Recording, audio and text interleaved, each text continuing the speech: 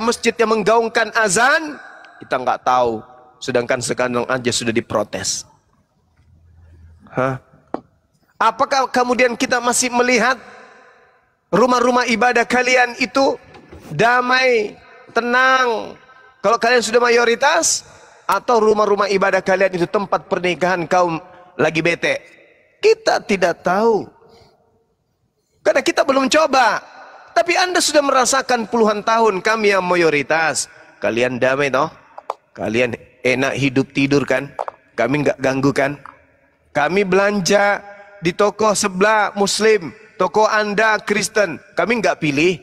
Oh ini kita belanja di Islam karena kita Islam, maka toko Islam. Tidak, berbondong-bondong kami pergi toko yang Chinese, yang non Muslim. Tak ada kami memilih kemudian ini. Jangan belanja di situ di situ Kristen.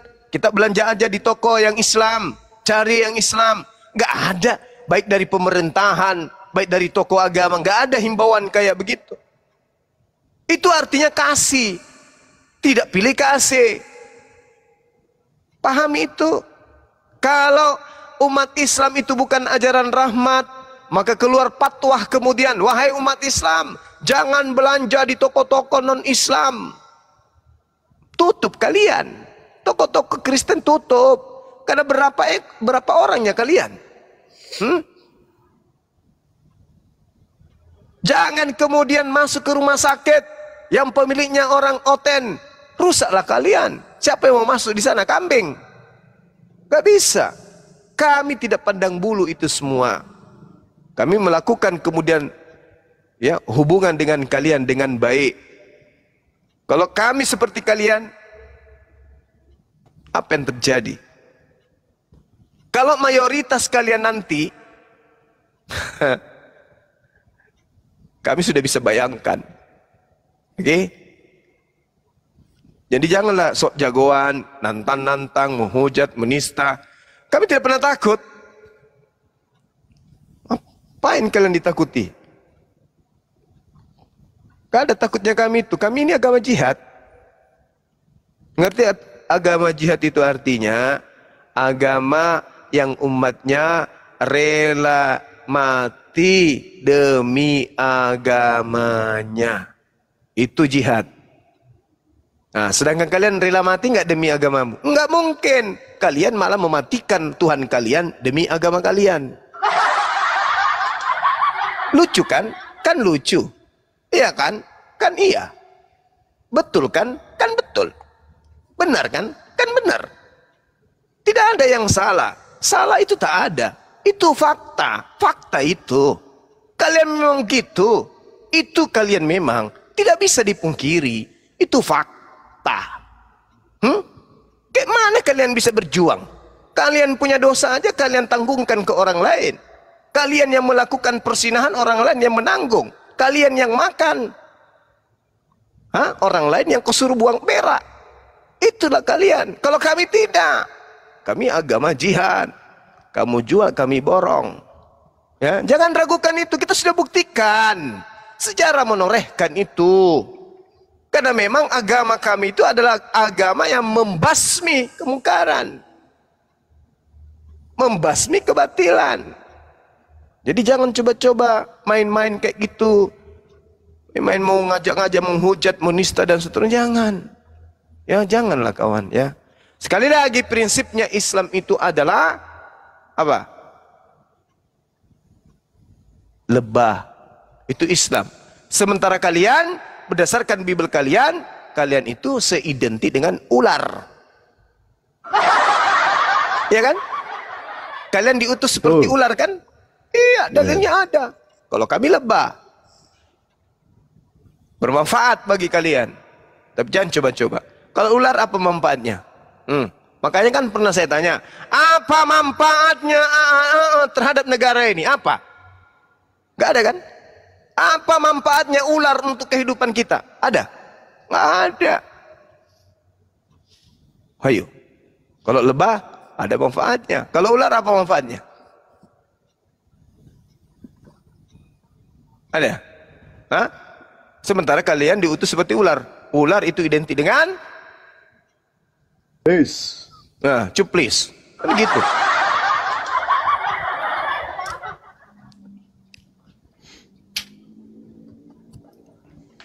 Ya.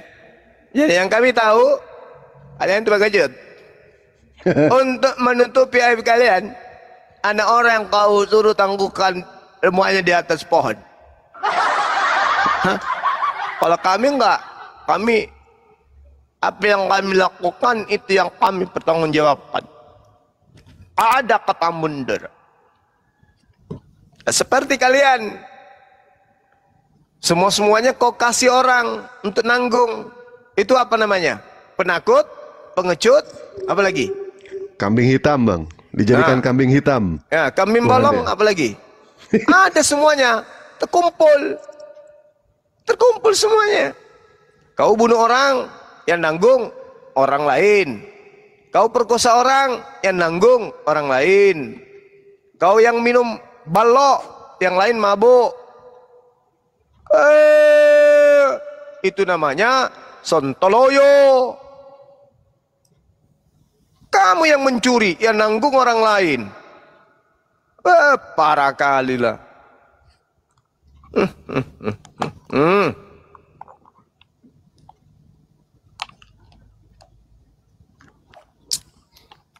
Alhamdulillahirabbil alamin.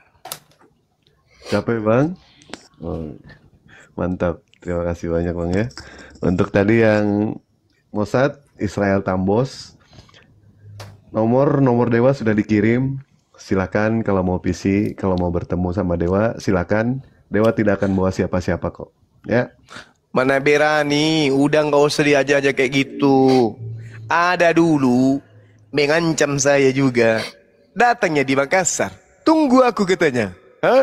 Aku udah tahu rumah kau semua. Ya udah, aku tunggu. Ditunggu. Datang betul dia. Betul datang. Sayangnya begitu dia datang ke Makassar, ternyata dia nggak temui Bang Suma. Pulangnya dia kembali.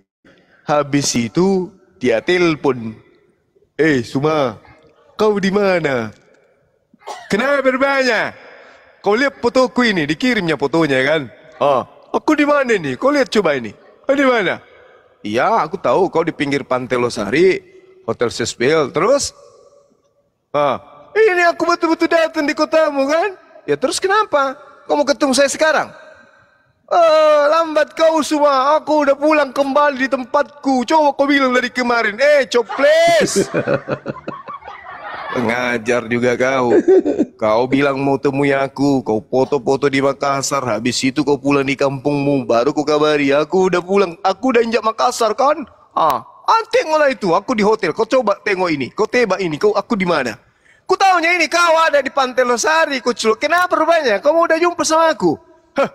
Hebat kali kau, Bang. Aku udah sampai di kampungku ini. Baru kau kabari. Coples. Katanya kau mau potong leherku. Kau tiba Makassar, kau cuma foto-foto. Itu pun kau datang sini untuk pinjam koperasi.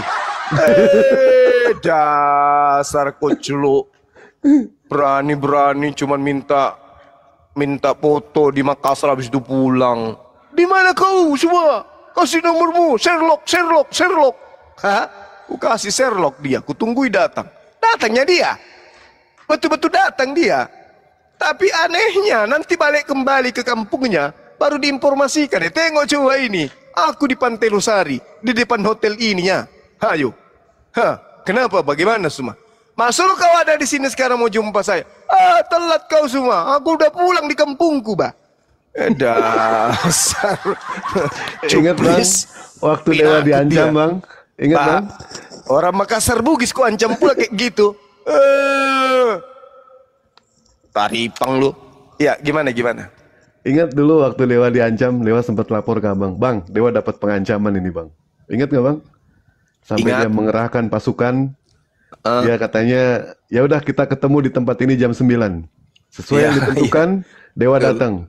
Dari jam 9 Dewa tunggu, Bang. Sampai jam 100 lewat 270, orangnya nggak nongol-nongol, Bang. Nggak nongol-nongol itu.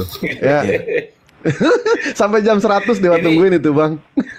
Bang Dewa disapa tuh tamunya yang 2, Bang Dewa. Iya. Ya untuk ente ya, Mossad ya. Gua tahu ente itu ular. yang perlu ente di sini tahu, sebelum ente jadi ular, gue udah ganti kulit 5 kali. Ya, perlu ente tahu itu. Ente ngancam orang yang salah, bos, ya. Baik, silakan, Pak Monki.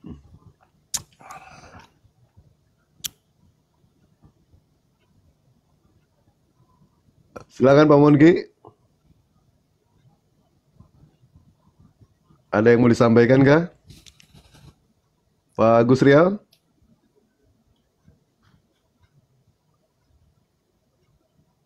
Waduh, nggak ada, diam semua ini ya. Gimana ini? Ya, Bang Mosad, Israel Tambos, ente buaya, cuma masih gigi susu itu. Masih gigi susu. Mau jadi ular, Dewa udah ganti kulit 7 kali, Bang. Gimana coba, Bang? Ganti kulit 7 kali, Bang. Gimana Ini nggak usah aneh-aneh ya, nggak usah.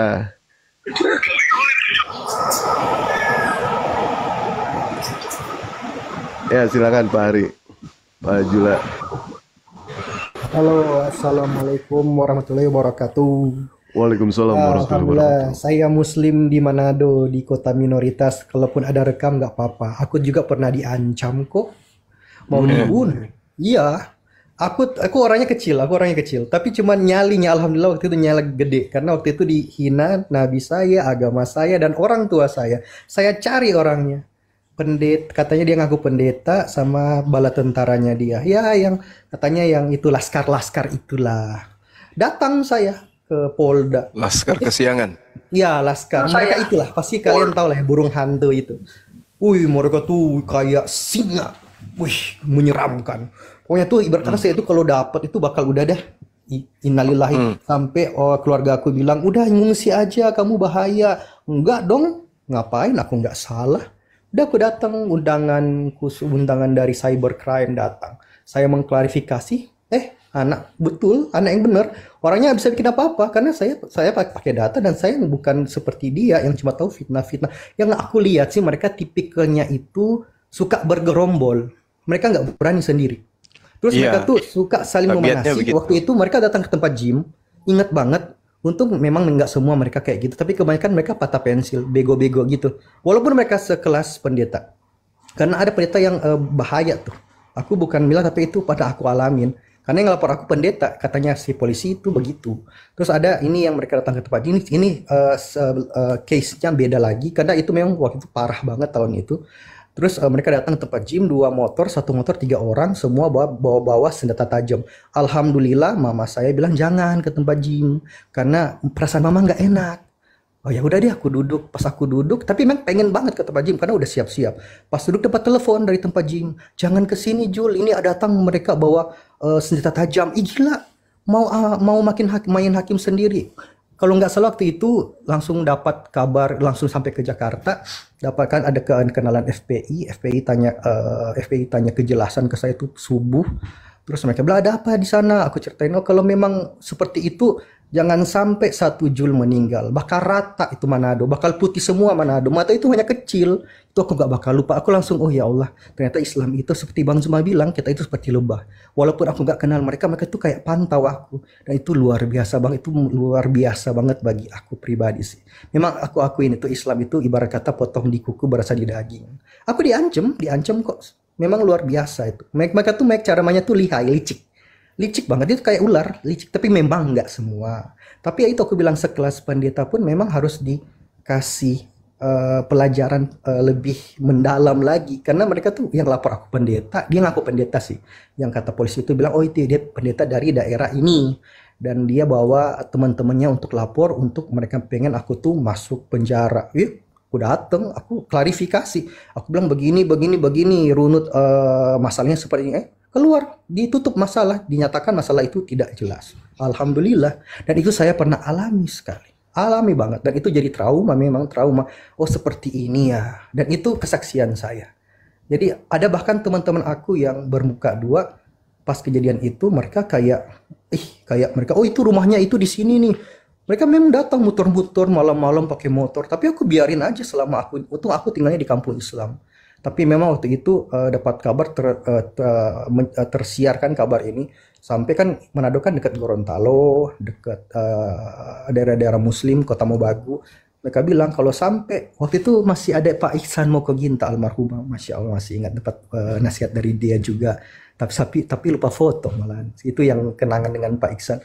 Terus dapat bantuan dari Gorontalo, telepon, support. Mereka bilang kalau sampai oke nggak apa-apa 1 Jul itu boleh hilang. Tapi ingat di saat 1 Zulkifli itu hilang, putih turun rata Manado, hilang kalian. Wih, ciut nyali mereka. Ciut beneran. Bilang itu tuh 1 Jul hilang rata Manado. Itu sih yang jadi pengalaman saya dan saya pun jadi kayak berhati-hati banget. Padahal waktu itu mereka tuh hinanya luar biasa. Agak nabi kena, agak orang tua saya kena. Loh apa salahnya ini? Cuma gara-gara terus aku bikin satu statement. Aku tuh cuma bikin statement yang nggak sampai terlalu frontal lah. Saya masih jaga bahasa di Facebook waktu itu. Wih, di screenshot dong, di up. Nah itu yang oten patah pensil, kebakar jenggot, yang dari kampung-kampung, dari goa, dari mana, dari hutan keluar semua. Aku dicari, foto-foto aku dicari, gitulah. Sampai dibikin macem-macem lah, dihina macem-macem. Pokoknya begitulah, pokoknya pergumulan itu setahun lah itu. Jadi memperbaiki nama itu itu teguran buat saya. Mungkin Allah negur saya itu, mungkin saya terlalu jumawa atau bagaimana.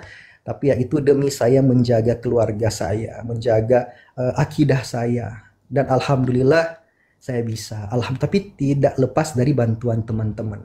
Tidak lepas. Beberapa orang Kristen juga bantu saya, yang kenal keluarga saya. Mereka bilang, oh si Jul ini keluarganya baik kok. Dia baik banget malahan. Cuman orang yang nggak kenal saya, yang haters pada waktu itu. Ya, bentar Bang, saya izin nyapa dulu. Agus Li. Selamat malam Agus Li. Assalamualaikum warahmatullahi Waalaikumsalam warahmatullahi wabarakatuh. Muslim apa Kristen Bang? Halo. Assalamualaikum Pak Agus. warahmatullahi wabarakatuh. Waalaikumsalam. Waalaikumsalam warahmatullahi wabarakatuh. Ya Bang, ada Masya yang mau Allah. sampaikan?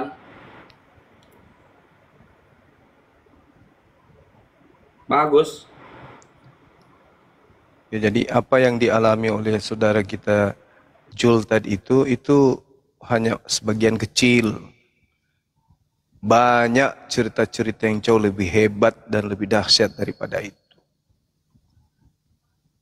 Ya, oleh karena itulah kemudian kenapa kita membentuk api ini, teman-teman. Itu tujuannya.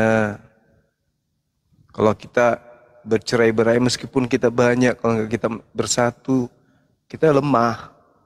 Kita harus bersatu di bawah panji Apologet Islam Indonesia. Kenapa? Karena yayasan API ini yang bersentuhan langsung dengan non-Muslim itu, maka kita harus bersatu di bawah wadah API, satu komando, satu informasi untuk menjaga NKRI ini bisa tentram, damai. Kalau umat Islam itu kuat, umat Islam itu memimpin, maka orang-orang non-Muslim yang ada di sekelilingnya, yang ada dalam lingkarannya akan damai. Dijamin mereka damai, dijamin mereka sejahtera, dijamin mereka aman. Nah, untuk itulah umat Islam ini harus betul-betul bangkit. Dengan bangkitnya umat Islam, dengan bersatunya umat Islam, itu akan membuat non-Muslim itu semakin damai hidupnya. Kenapa? Semakin umat Islam itu bersatu, maka semakin harum Islam itu. Makanya sahabat-sahabat sekalian, yuk mari gabung sama API. Bentar lagi kita akan luncurkan cara daftar API dengan sangat mudah. Gitu ya Dindardian saya. Sekarang sudah digodok cara daftar. Jadi masing-masing daftar lewat HP masing-masing. Nanti kalau sudah berhasil, Anda tinggal mendownload aplikasi Apologet Islam Indonesia di mana itu ya? Di App Store ya. Ya, di situ nanti akan sahabat-sahabat kemudian download itu, habis itu buka aplikasinya, masukkan nama, nomor ID, KTP-nya dan seterusnya. Ya, betul, di stasiun Play Store. Disitulah. Masuklah ke situ nanti daftar masing-masing. Jadi nggak kemarin, Bang, saya daftar Bang, belum masuk Bang. Kenapa lama sekali Bang? Nggak lagi nanti ke depannya. Anda tinggal membuka aplikasinya, buka, daftar, masukkan nama dan seterusnya, nomor sepatu, nomor celana, nomor baju. Anda akan sudah terdaftar. Betul. Anda buka, kemudian PlayStation, di situ Anda ketik Apologet Islam Indonesia. Muncul di situ nanti. Play Store, Bang. Bukan PlayStation. Bukan, itu mainan Bang Ardi itu. Oh, udahlah. Itu aja lah. Pokoknya di situ pasti Anda tahu, daftar di situ nanti. Jadi mudah untuk mempersatukan kita semua gitu loh. Ya, semua daftar di sana. Daftar, kita satu komando. Gak usah khawatir. Satu komando itu artinya kita menjaga negara ini. Kita saling menjaga, kita mengayomi, kita melindungi, kita menyayangi saudara-saudara kita non-muslim. Kita rangkul mereka untuk membangun negara yang kita cintai ini. Semakin kita bersatu, semakin takut orang untuk merongrong negara kita. Kalau umat Islam bersatu di negara ini, Indonesia akan semakin kuat. Begitu ya, teman-teman. Silakan sahabat-sahabat dilanjutkan. Saya bikin kopi dulu ya. Lanjut. Siap. Ini ada Bang Dato. Bang Dato, selamat malam Bang Dato. Cuma ngucapin salam, saya mau turun aja buat saudara muslim. Assalamualaikum warahmatullahi wabarakatuh. Waalaikumsalam warahmatullahi wabarakatuh. Bang Oten. Ya. Assalamualaikum warahmatullahi wabarakatuh. Waalaikumsalam warahmatullahi wabarakatuh. Ada yang mau disampaikan, Bang? Terima kasih, Os. Ini mau nyapa sebentar ke guru-guru di sini nih, Bang Zuma, Bang Dewa, Bang Ardiansa dan lain-lainnya. Tapi semoga tetap kompak selalu untuk menghadapi perjuangan dalam bidang dakwah ini, sama jangan ada perselisihan yang sampai keluar ke luar seperti di Oten ya. Masalah hari ini tadi ya agak kecewa sih sama salah seorang debater muslim. Mungkin sudah pada tahu yang mau mempermasalahkan dengan debater muslim lain dan yang lain yang mempermasalahkan itu sebenarnya halnya ya kalau saya anggap kecil, tapi ya sampai ya malu lah kalau saya anggap itu mau dibesar-besarin kayak gitu. Ya, nggak apa-apa Bang, itu apa namanya, bumbu dari kehidupan itu Bang. Biarin aja. Iya, saya kecewanya tuh kan debater muslim ini kan ya saya kagumin lah dulu dari zaman Zoom dulu. Tapi kok kenapa kayak gini ya, tuh sampai netizen di bawah kan saling perang komentar jadi itu ya banyaknya membela, tapi ada mau ngapain waktu mempermasalahkan, sedangkan ini kita dengan Oten lagi berperang gini dalam bidang pemikiran. Bang, emang harus ada yang seperti itu sih kalau dalam kehidupan dunia itu, kalau nggak nggak ramai dunia. Iya benar, oke. Baik. Ya itu aja. Saya mudah-mudahan sudah kompak ya. Iya, terima kasih. Amin. Pak Iwan, kalau dulu Pak Iwansa siapa yang Anda maksud itu? Ada namanya nggak? Apa? Bernama nggak tuh orang siapa? Enggak, kan di Komal Bang Billy tadi. Tadi kan aku tuh ditanyain Bang Billy kenapa tuh. Ya saya pakai ini katanya yang suka nyebut. Sudah Pak, nggak usah disebutin namanya. Sudah. Iya. Baik. Bang Nel udah biasa, tahu Pak. tuh. Hal biasa seperti itu, hal biasa di dalam Muslim ya. Pro dan kontra itu hal biasa, Pak. Walaupun Bang Juma ini banyak dikagumi, tetapi tetap banyak juga yang kontra sama Bang Juma. Sebaik-baiknya akhlak Nabi, Pak, tetap yang namanya pengkhianat ada. Dan seburuk-buruknya iblis, pendukung tetap ada. Pro dan kontra itu hal yang wajar, Pak. Nggak nyangka, benar nggak nyangka. Waktu ya saya sayangkan sekali sih. Saya dulu kagum. Nggak apa-apa udah. Siap. Ya udah. Oke, cukup. Oke. Ya, makasih Pak. Ya, assalamualaikum. Waalaikumsalam warahmatullahi wabarakatuh. Yuk, turunin. Tapi Pak. persoalannya adalah, faktanya adalah, yang mengkritik itu pendukungnya nggak ada. Yang dikritik, pendukungnya tambah banyak. Nah kira-kira siapa yang gila nih? Bisa diturunin aja saya. Iya. Gimana ya? Pengkritik ini punya channel gitu loh, nggak laku channelnya, nggak ada yang nonton. Pengkritik ini buka komal nggak ada yang naik.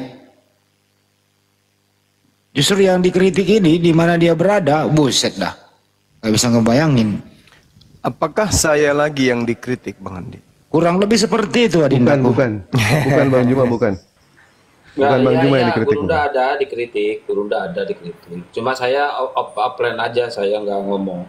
Tapi nggak apa-apa itu untuk ini aja lah, biarin. Masya Allah. Sama Itu namanya Ini penyakit hati. Betul. Yang Anda pikirkan, yang Anda sibukkan itu enak tidurnya, enak makannya, gak pernah mikirin ente. Anta makannya ayam tapi terasa batu, minum air es tapi rasanya air got, tidur di atas primbed tapi kayak tidur di papan. Kenapa? Penyakit hati. Contoh yang tidak baik. Jadi kalau ada orang yang menceritakan kita di belakang kita, itu berarti mereka penakut. Kalau ada yang menceritakan kemudian keburukan kita, berarti dia melihat banyak kebaikan kita.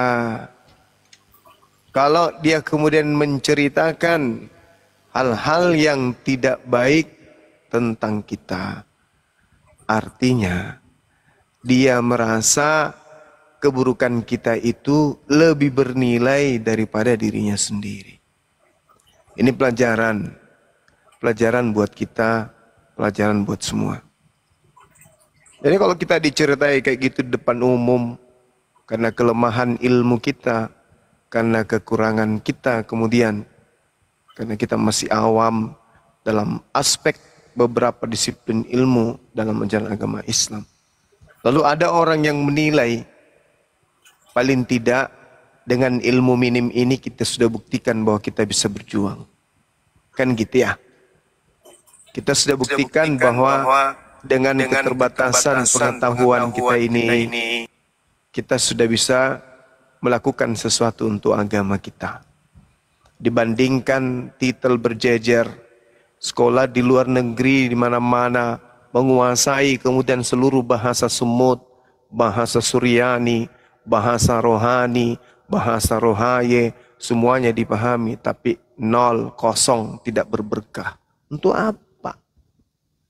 Mending dengan ilmu yang secuil, tapi mampu menggetarkan dunia. Dibandingkan titel menumpuk, ijazah menumpuk, penguasaan bahasa banyak, tapi orang berbicara mendengarnya muak. Dia berbicara orang mau muntah. Mendengarkan suaranya orang kesal. Melihat mukanya orang mau mencret. Hidup tidak berkah. Itu namanya tidak berkah, ilmu yang tidak berkah. Tapi kalau ada orang yang tawadu, berbaik sangka kepada siapapun, tidak pernah dendam kepada siapapun, memudahkan tangannya membantu kepada saudara-saudaranya, selalu punya niatan untuk mensejahterakan saudara-saudaranya, tidak mau menyusahkan saudara-saudaranya. Kemudian itu jauh lebih baik, itu jauh lebih mulia di sisi Allah daripada orang yang punya ilmu banyak tapi tugasnya hanya mengintai orang, menunggu orang itu jatuh. Kapan jatuhnya orang ini? Kapan keselionya mulutnya? Kapan dia tak bisa menjawab pertanyaan? Kapan dia kemudian dipermalukan sama musuh? Itu tanda-tanda orang yang hatinya gelap. Jangan ditiru, jangan dicontoh. Cukuplah kita kemudian kalau mau mengambil ibarat dalam kehidupan, jadilah kita lilin yang meskipun kita hancur kemudian, tapi hidup kita bermakna, hidup kita punya arti, kita bermanfaat bagi orang lain meskipun diri kita dalam keadaan kekurangan, keterbatasan, sakit, tapi kita mampu memberikan cahaya untuk sesama saudara. Daripada ada yang memiliki cahaya, tapi cahayanya itu adalah api kebakaran, api yang melalap dirinya sendiri, api yang menghanguskan dirinya sendiri. Percuma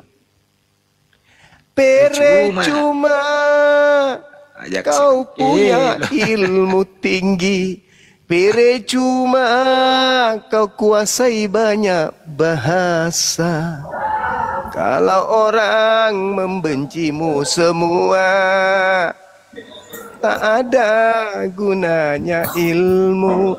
Percuma kamu punya ilmu, percuma kamu punya akal, kalau semua orang membencimu, kerjamu hanya menggibah. Udah bang, suaranya jelek kamu. Udah. Dapatkan CD dan kasetnya di Posyandu. Nggak, kemarin juga sempat kesel kan Dewa kan, waktu Bang Juma WA. Lu nggak usah nelpon gua dah, gua lagi males denger suara lu tuh. Kurang ajar kata gue tuh. Kemarin ya Bang. Sorry. Nggak apa-apa, tahu nggak bercanda itu ya, nggak apa-apa. Tapi gini loh Pak, begini ya, ini sebentar ya teman ya. Udah berapa yang disahadatkan, baik disahadatkan Bang Juma maupun orang lain begitu. Itu mereka banyak terinspirasi mendengarkan yang dikritik. Baru aja kemarin ada yang bersyahadat perempuan. Kenapa Anda bersyahadat? Karena saya sering mendengarkan debat. Siapa itu? Ya. Tidak disebutin nama dia Bang Juma. Kenapa tuh?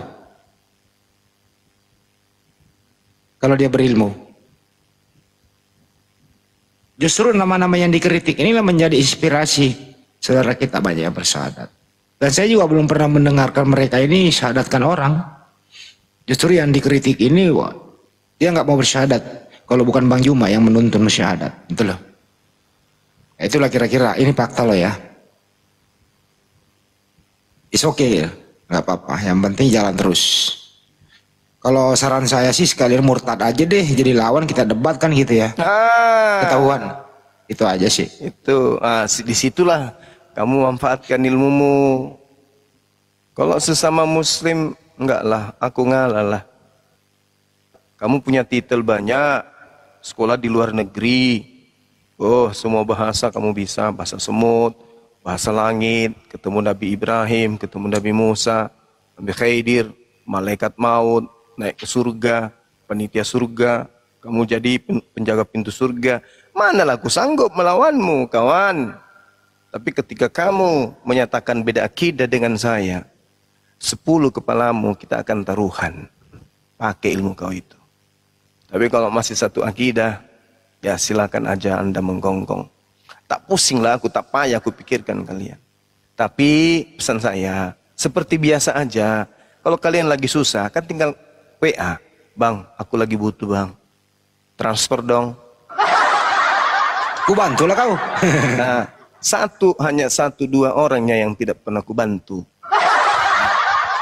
untuk beli beras. Tak apapun ku cerita ya kan, yang penting aku ikhlas dan ku ceritakan, bukan ria. Wih.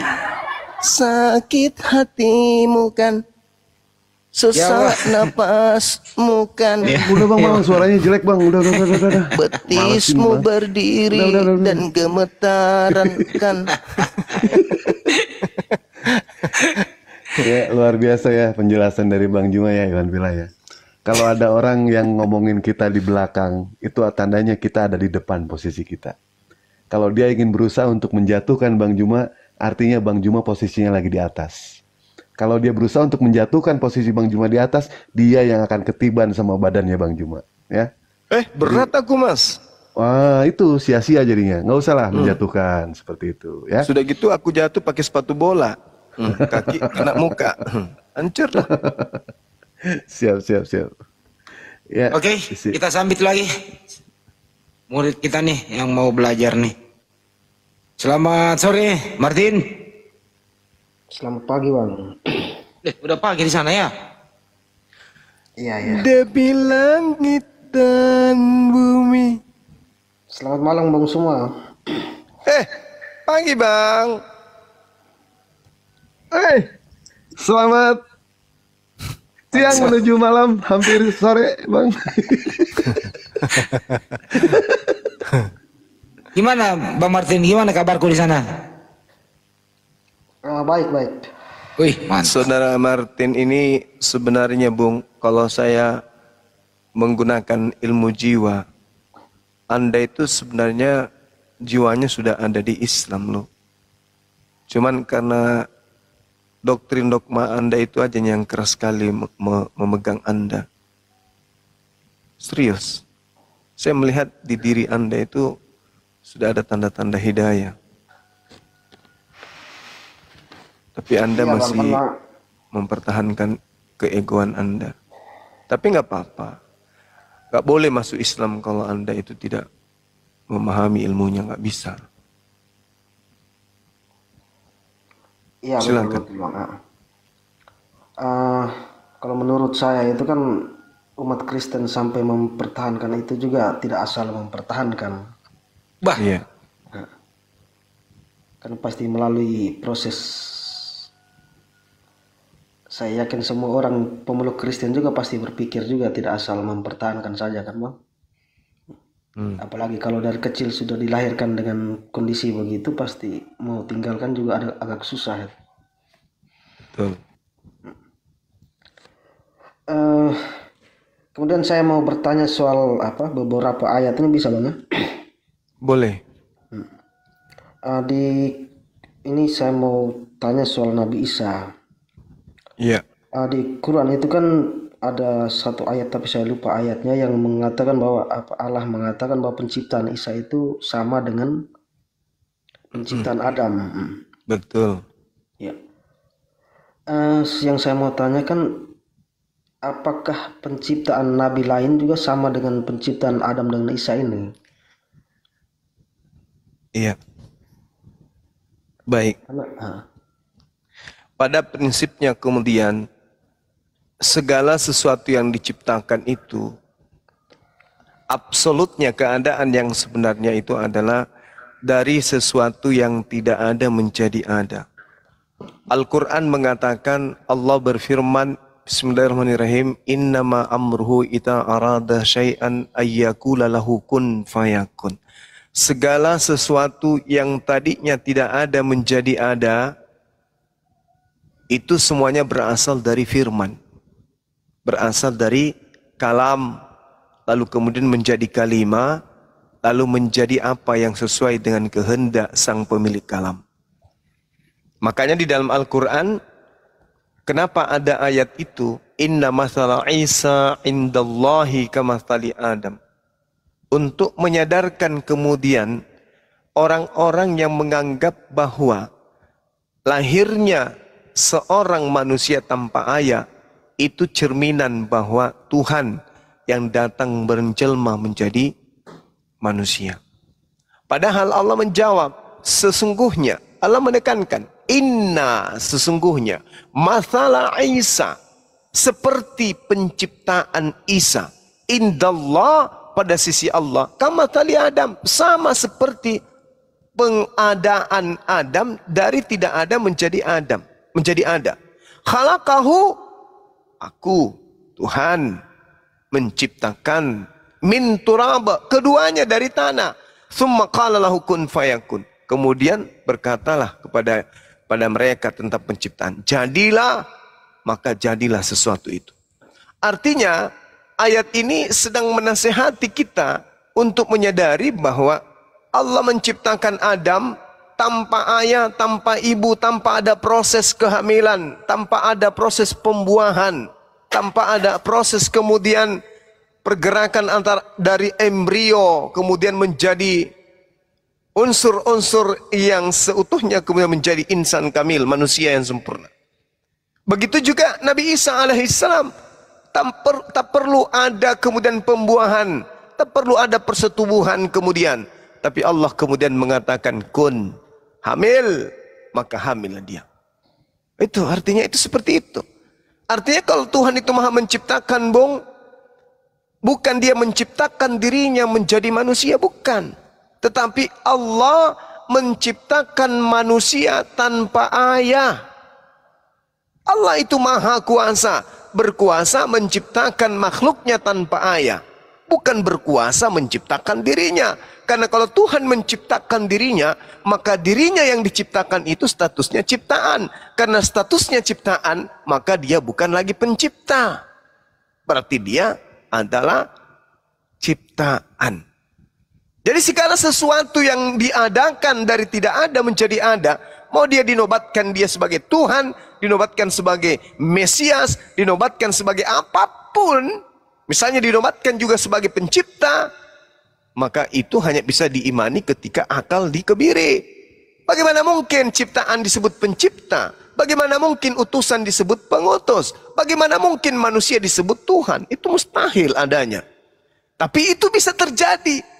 Sekelompok orang percaya itu apabila akal lebih rendah daripada iman. Iman lebih tinggi dibandingkan akal. Padahal seharusnya sewajarnya adalah akal berdampingan satu rel bersama dengan iman. Kalau dia terpisah rel itu nggak bisa. Iman kita mengatakan ini adalah sapi. Akal kita mengatakan ini adalah buaya. Mata kita, telinga kita, insting kita melihat memang ini buaya. Tapi iman kita mengatakan sapi. Ini adalah dua keadaan yang tidak mungkin menyatu. Apa yang terjadi kemudian? Orang yang mempercayai buaya ini adalah sapi akan memutar-mutar lidahnya untuk menerangkan kemudian bahwa sapi ini adalah buaya. Ending terakhir, karena tidak mampu kemudian, tidak berdaya kemudian untuk menjelaskan imannya secara naluri kemanusiaan, maka muncul jalan pintas. Sapi ini 100% sapi dan 100% buaya. Oke. Nanti dalam hati saya ini kan bertanya-tanya, kok kenapa setelah penciptaan Adam itu kan manusia berikutnya itu kan pasti untuk menghasilkan manusia baru itu kan pasti melalui proses perkawinan. Kenapa sehingga sudah sekian tahun, sekian abad, beribu-ribu tahun kemudian Allah melakukannya ini lagi di Isa, menciptakan tanpa melalui proses perkawinan itu. Dikatakan bahwa proses penciptaan Isa sama seperti proses penciptaan Adam. Itu kira-kira apa tujuan dari Allah itu sendiri? Kenapa tidak kalau memang Yesus itu nabi, kenapa tidak sama seperti nabi-nabi lain yang punya keturunan dari ayah, punya ayah dan ibu dan sebagainya? Kenapa dia ulang lagi seperti Adam? Itu maksud saya. Kenapa, apa keistimewaan si Yesus ini atau Isa ini? Sudah sekian tahun, beribu-ribu tahun kok dia ulang lagi seperti penciptaan Adam. Gitu Bang maksud saya. Itu apa keistimewaan Yesus ini?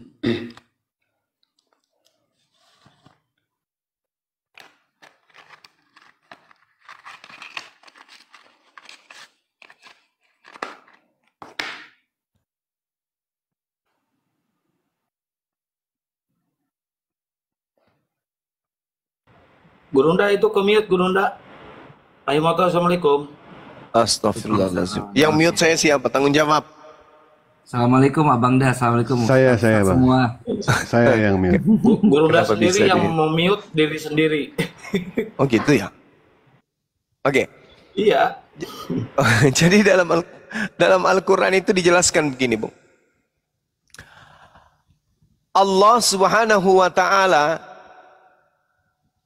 memilih ke-12 suku dari Bani Israel. Dipilih kemudian. Lalu Allah mengatakan, Inni ma'akum. Aku menyayangi kalian. Aku bersama dengan kalian. Walaqad anzallahu mitsaqa Bani Israel. Sungguh aku ini Tuhan, Allah mengangkat perjanjian, mengambil perjanjian, meneguhkan suatu keadaan bagi Bani Israel. Aku mengangkat 12 orang pemimpin di antara mereka. Lalu Allah mengatakan, Inni ma'akum, aku bersama dengan kalian wahai Bani Israel. Aku bersama dengan kalian.